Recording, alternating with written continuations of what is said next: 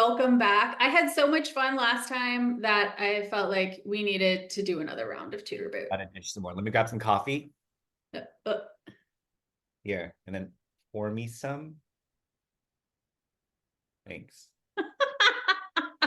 And just like old times, just when we used to Yep. work together.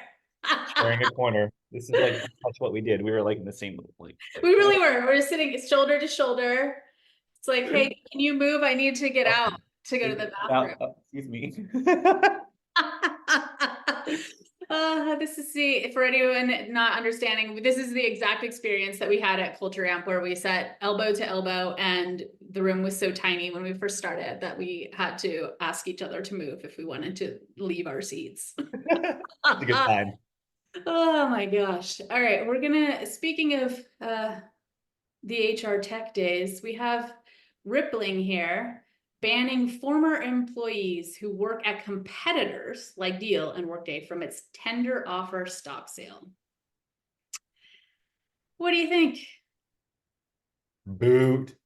Such a It's boot. mean. I mean, okay, Stacy, you and I worked at Culture Amp. Culture Amp had a tender offer.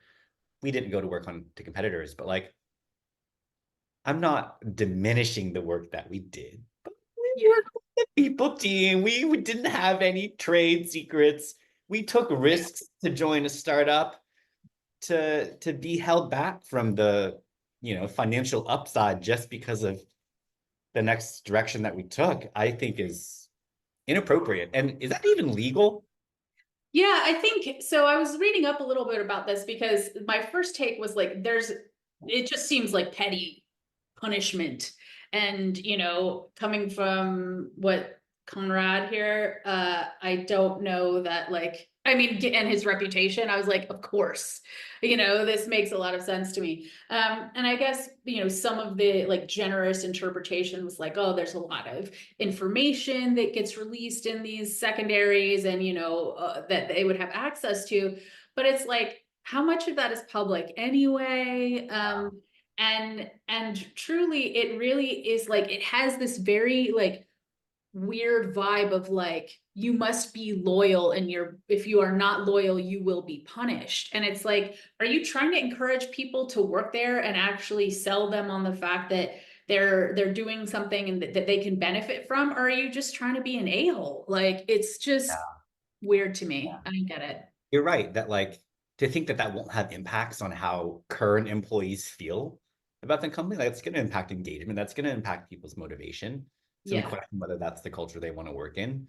It's just a bad move. If there was precedent for it, maybe, but there's really not. So it just shows you're going out of your way to take away the financial upside of something that you're giving to your employees. It just boggles me. I boot it.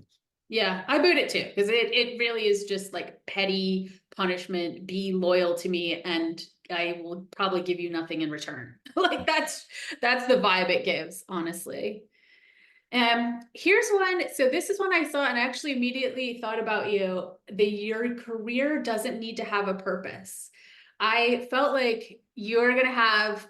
I just like wanted to know your view on this. I'm like, I know that he's gonna have an interesting take on this, so I was excited to send you this one. You're like, oh no, the pressure. Well, I would it's nuanced, obviously, but I would so the headline is your career doesn't need to have a purpose. Uh okay, I boot it because your career should have a purpose, but that purpose can be making money and putting food on the table and supporting your family. Yeah, So in that's maybe more nuanced. Maybe it's better for me to just say I toot it, and that your career doesn't need to have that meaning, that yeah. deep meaning and purpose. Um, it's nice. It's a privilege, Yeah, but I yes. don't think it's necessary because I think it's a bit snooty to say like if you're I don't know a mechanic or an Uber driver that like that your life is less meaningful. I don't Mhm. think so. I think it's up to the person to determine how they derive purpose, and we shouldn't derive our purpose and meaning from our jobs entirely. Yeah. Yeah, I think I tutored it as well because I feel like again I'm within the US culture, so I don't have other perspectives to really draw on. But there's this like real focus on making work so much of your identity, and like that has to be purposeful and meaningful, and if you do what you love you'll never work. And I'm like, man, I've been working, okay, like just want to put that out there. I have been working. Mhm. And I don't like, I think it puts so much pressure on people to make this thing like so huge in their lives. And to your point, like it can be whatever size that somebody wants it to be in their lives. And I do believe that people need purpose and like meaning in their lives. Doesn't necessarily need to come from their jobs. So, Absolutely. yeah. All right. Well, we've got one more, and this one is, want to know how to change a company's culture? Science says first focus on the things employees are allowed to get away with. Hmm. I love this. The premise is like you can set up an equitable culture and one where performance is valued and all these things, but it can be very quickly deteriorated if something undermines that. And it's what people get away with that set the standard uh, Mm-hmm. for what is tolerated in a culture. And I completely toot this idea. It's whatever you accept becomes the standard. So Yeah. if you have an equitable structured hiring system, oh, but I'll let my friend kind of get in through this way. People notice, Yeah. people see that with promotions, with hiring for all of these things. You can, as soon as there's, you know, a shortcut through this structured system, your system has no legs. Yeah. Yeah. Yeah, I toot it also, and I feel like, having worked in people for so long, I'm like, cool, science told me what I already knew. But great, because then at least put some data behind it. But absolutely, it's like, we've worked in people teams culture, that realm for so long. It's absolutely the case that if you can put whatever values up on the wall, you can talk about them, all of that. But if what is actually happening doesn't match that, that's what people see, that is the actual unspoken norm, like that becomes the expectation. And so yeah, I definitely I toot it. The reason it's so obvious and that we didn't need science for that is because we've all been in a friend group where someone's behavior was tolerated and like that friend group became toxic, or Yeah, like just family dynamics.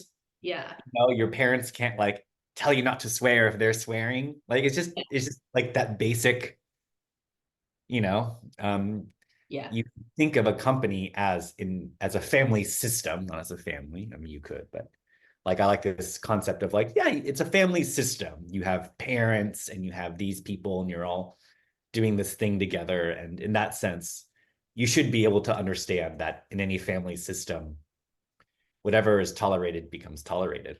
yeah, yep, absolutely.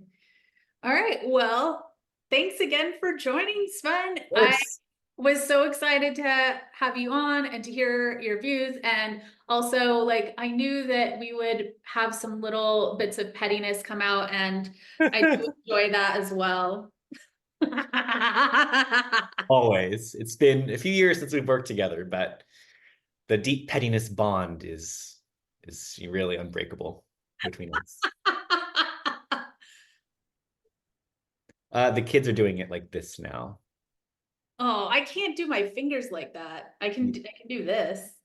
Pretty good. I can.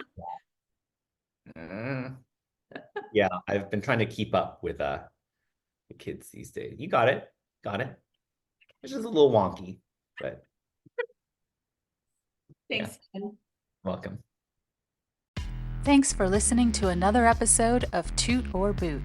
You can keep in touch with me, Stacy, on LinkedIn, and be sure to subscribe to our newsletter at tootorboot.com. And if you're enjoying Toot or Boot, we'd appreciate your positive review on your favorite podcast platform.